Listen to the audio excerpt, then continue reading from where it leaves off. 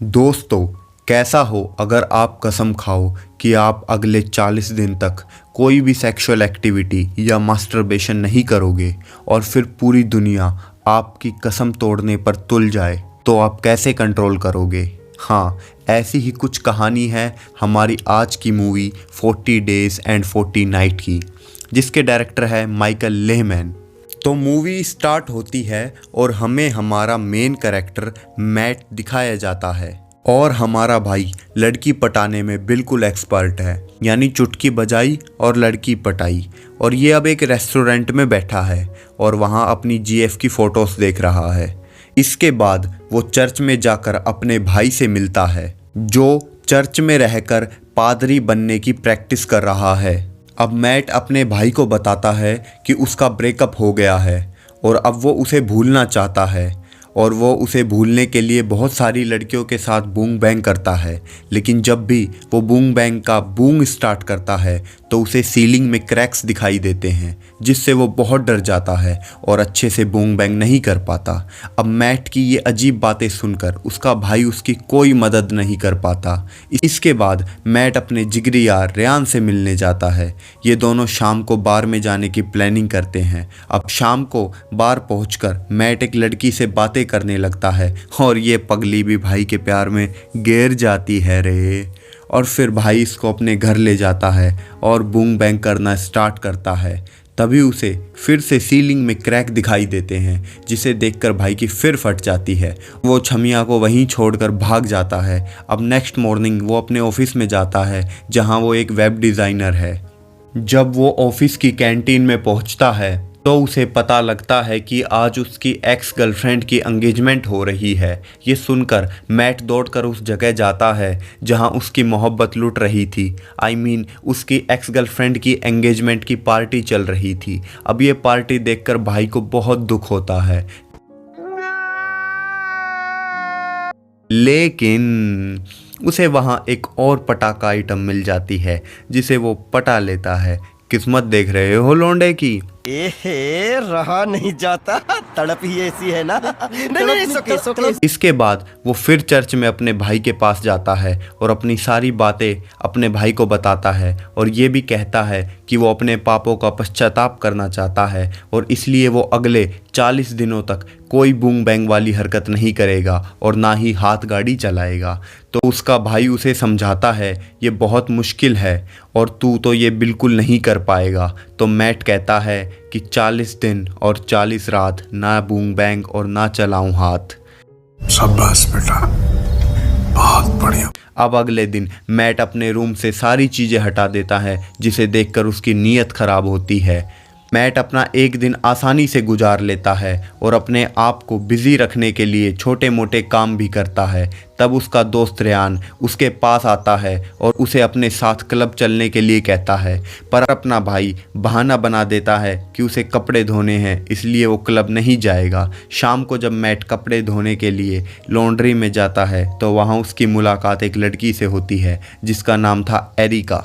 और एरिका भी हमारे भाई मैट से इम्प्रेस हो जाती है और मैट से बातें करने की कोशिश करती है, पर भाई कसम का पक्का कोई इंटरेस्ट नहीं दिखाता और गूंगा होने की एक्टिंग करता है, क्योंकि अगर मैट ने बातें शुरू की तो वो जाकर बेडरूम पर ही ख़त्म होगी। और फिर एरिका कहती है तुमसे फिर मुलाकात होगी और ये कहकर वो चली जाती है। अब एक हफ़्ता गुजर चुका है और मैट एक हफ़्ते से खुद को कंट्रोल कर रहा है।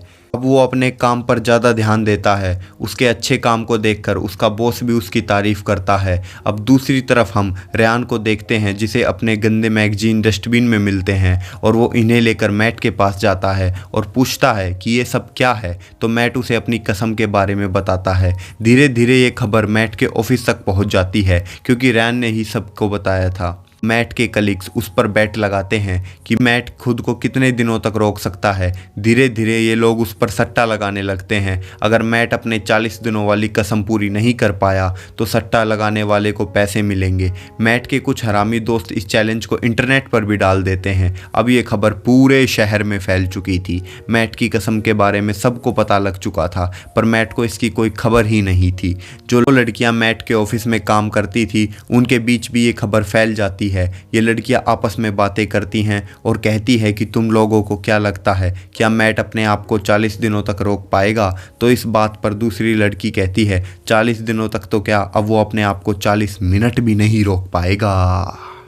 और इसके बाद वो मैट के ऑफिस की तरफ जाने लगती है। मैट अपना काम करने में बिजी होता है, तब वो लड़की उसके कैबिन में आती है और कहती है तेरे लिए मैं हो रही हूँ बेकरार, जल्दी से कर मेरी बिल्ली का शिकार। तो मैट कहता है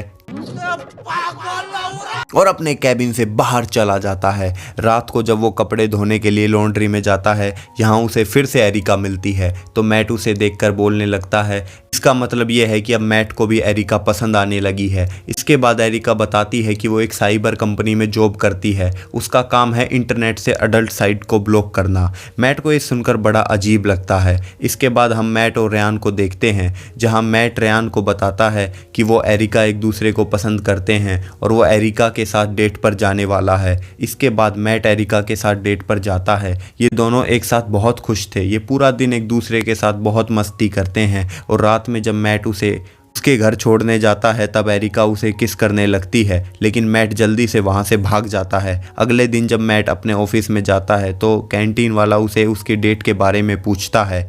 मैट जब उसकी बातों को सुनता है तब उसे बहुत हैरानी होती है और सोचता है इसे मेरी डेट के बारे में कैसे पता, और सोचता है मैंने तो ये बात सिर्फ रेयान को बताई थी। तभी वहाँ उसका एक दोस्त क्रिस आता है और वो मैट को उसके बारे में बताता है और वो कहता है तुम्हारी कहानी इंटरनेट पर ट्रेंड कर रही है और तुम्हारी कसम के बारे में भी सबको पता है। धीरे धीरे एरिका को भी मैट के बारे में पता लग जाता है। इसके बाद एरिका मैट से मिलती है, जो कि मैट से काफ़ी नाराज़ थी। वो इसलिए गुस्सा होती है क्योंकि उसका मानना था कि मैट ने अपने 40 दिन की कसम को पूरा करने के लिए उसका इस्तेमाल किया है। लड़कियों का दिमाग भी ना दोस्तों।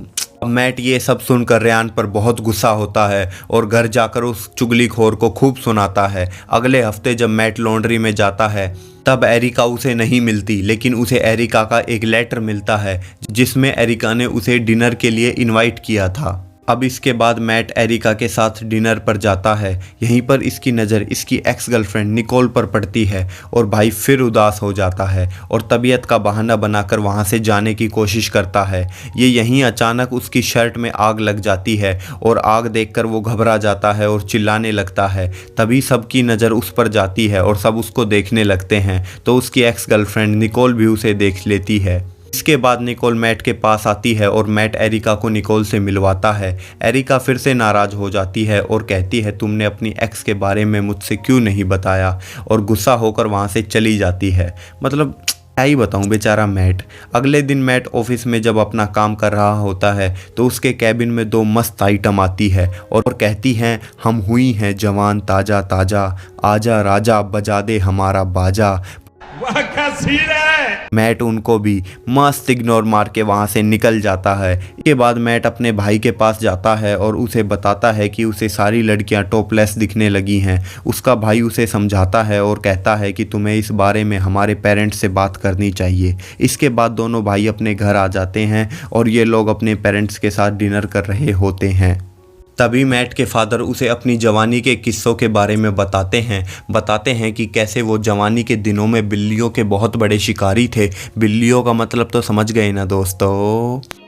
समझ रहे हो ना। अब मैट को उनकी ये बातें सुनकर बहुत अजीब लगता है।